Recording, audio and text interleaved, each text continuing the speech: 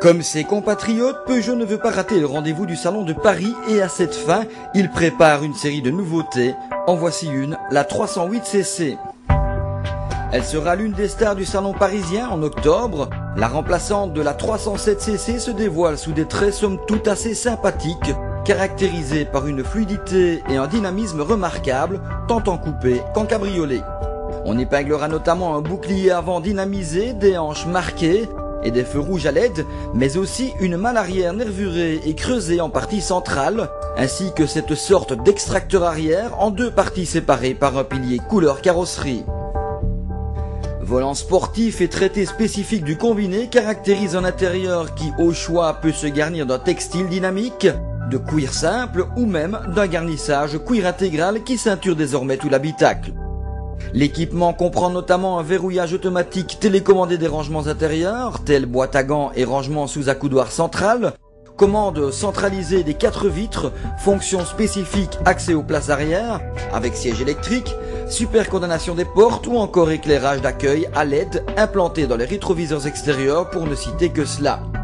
L'habitabilité semble excellente et le coffre logeable, avec une capacité qui peut être de 266 ou 465 litres selon la configuration, cabriolet ou coupé. Annoncée avec une structure très rigide et un excellent comportement vibratoire, la Socialienne découvrable a également pour objectif de décrocher 5 étoiles au crash test Euro NCAP au rayon protection des occupants adultes.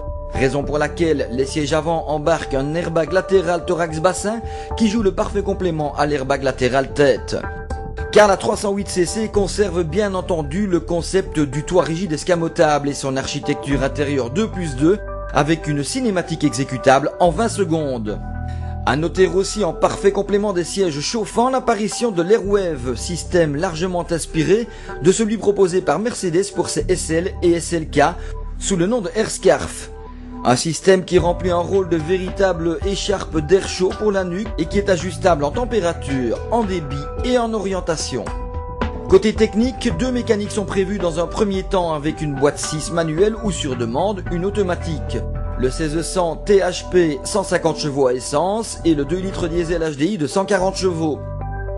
Voie large, assiette abaissée, train performant spécialement mis au point pour cette silhouette, frein à disque dimensionné à ce potentiel et ESP de série devraient contribuer à rendre ce modèle très agréable et sécurisant à l'usage. À vérifier dès que possible, c'est-à-dire pas avant l'an prochain puisque la commercialisation en Belgique de cette Peugeot 308cc n'est pas prévue avant mai 2009.